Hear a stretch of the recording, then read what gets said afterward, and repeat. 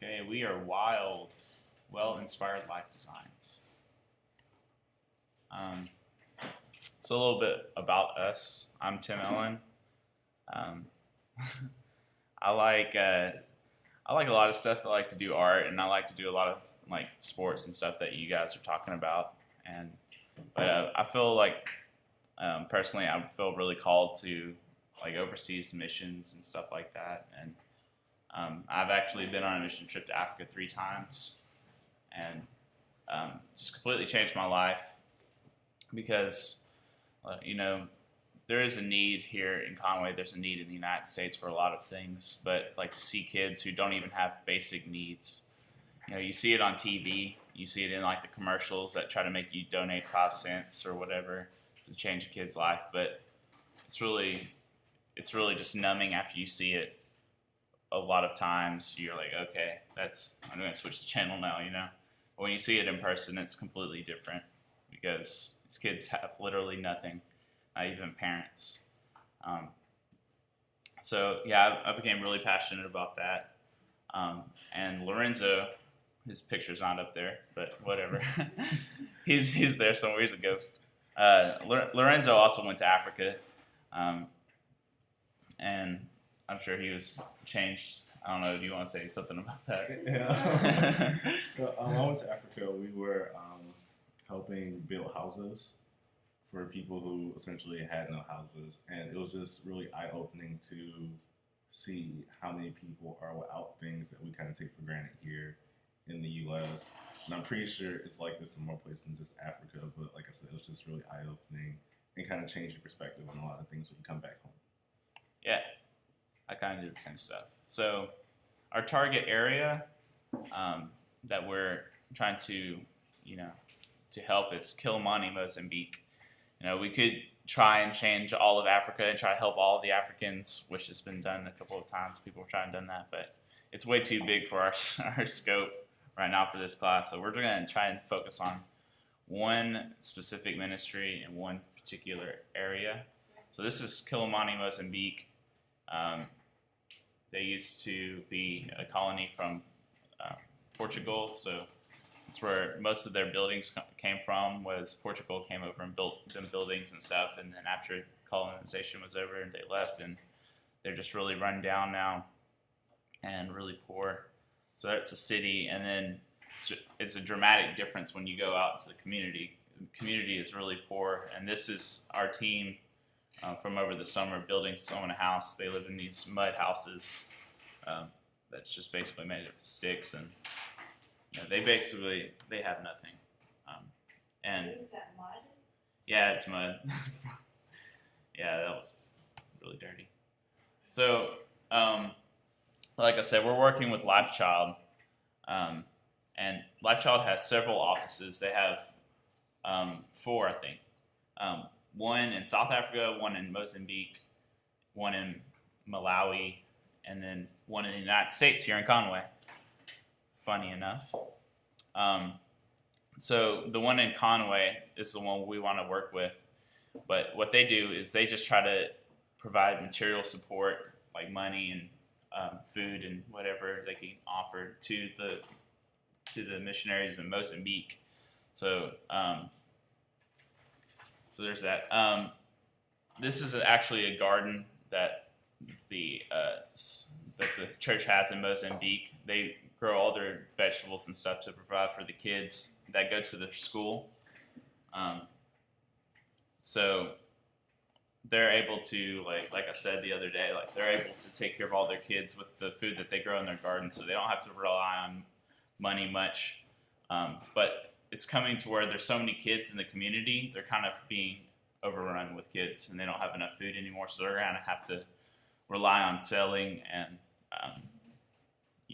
trying to make money as well from outside sources. So that's where Conway came in to the picture, and just being able to feed their kids so they can go to school and learn, because I have an infographic here with some statistics. The population in America who live on less than $2 a day is only 1.4, where compared to Mozambique, it's 81.8. So 81% 0.8% of their population lives on less than $2 a day. It's extremely poor. Another statistic is 18% of our population is under the age of 14, but there it's 46%, which just basically means their life expectancy is a lot lower. It's actually 49 is their life expectancy there. You're only predicted to live to age 49. So they have a lot of kids and not a lot of adults. And their rural population is 69%, and ours is 19%. So the rural, which basically means like they're farming and stuff like that. So they don't have a whole lot of industry, which makes sense why they're so poor, because they don't have a lot of adults to work in jobs. They don't have a lot of things. So the next generation coming up, the kids that are in these schools and stuff, are going to be the ones to change Mozambique and try to urbanize it, I guess. Oops. Okay. So here's a little chart of our connections to different people. We've got up at the top, we have the different people we've talked to directly and surveyed and stuff. So we have South Africa office we've talked to, which they're kind of doing their own thing. And then Conway and Mozambique are directly linked to each other for several things. And coming off of that, we have the programs that the Mozambique office is running. So you got the Gugoni project, the Peace School project, and the Champion project. So the Gugoni is they're building houses for widows and stuff like that. But we're going to try and specifically focus on one or two of these just to make it a little easier for us. So we're going to try and focus maybe on the Peace School and the Champion program. And the Peace School is, like we said, we saw earlier with the garden and the kids coming in. We're going to try to figure out ways to help them grow that school and provide food for them and stuff and education. And then the Champion project it's in green because or blue or whatever color that is, because it's directly linked to the Conway, Arkansas office, W.I.L.D. And what it is just different ways for people to give and do things to help the Mozambique office. So raising money and different things. For example, one guy decided to bike across the United States to raise money for W.I.L.D. So that's just one way you could be a champion. I guess me and Lorenzo are technically champions right now because we're doing this. So so we're going to focus on those. The needs the needs that they have are money, food and water, education. We also talked to UCA international students and asked them like surveys and interviews and stuff. Like, what do you know about Africa? What do you know about the kids in Africa? And basically what they said to us was, we know what we see on TV, which is, if you give 10 cents, then they'll be okay. And they try to guilt you into like giving, and that's why a lot of people are kind of turned off by the whole Africa project kind of thing. So talking to the international students has helped us a lot. Trying to get an idea of how we're going to advertise and how we're going to approach it's like building champions and stuff like that. So different solutions we've come up with.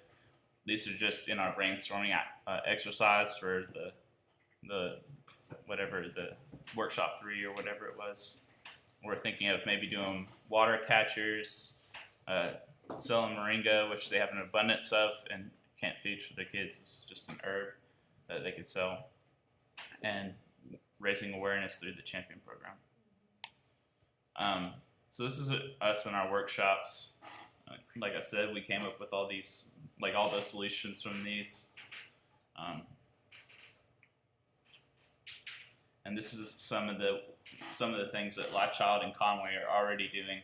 They've made T-shirts, bracelets, and stuff like that, trying to sell. But they really just need people to advertise for them because there's not a lot of people who even know it's here.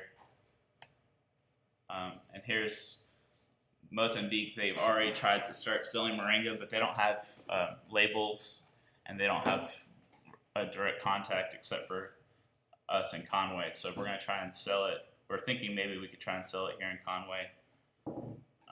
We're going to research that more when through the other steps.